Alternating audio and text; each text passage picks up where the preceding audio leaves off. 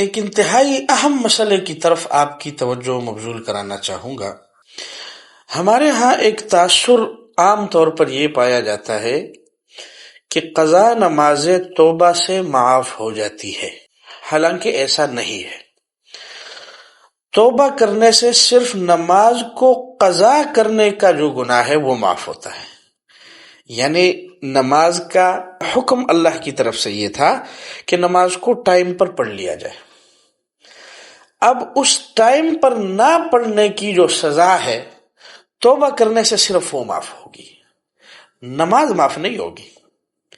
وہ قضا پھر بھی آپ کے ذمے رہے گی، اور اس وقت تک آپ کے ذمے رہے گی جب تک آپ اس کو ادا نہ کر لیں۔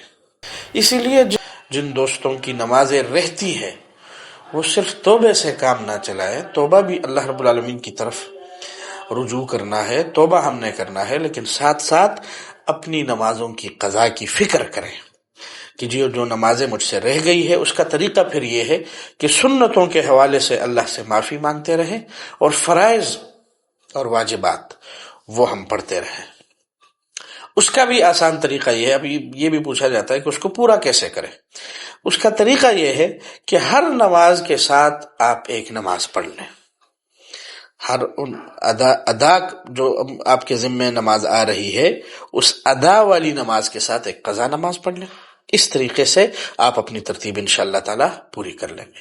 اللہ ہمیں عمل کرنے کی توفیق عطا فرمائے۔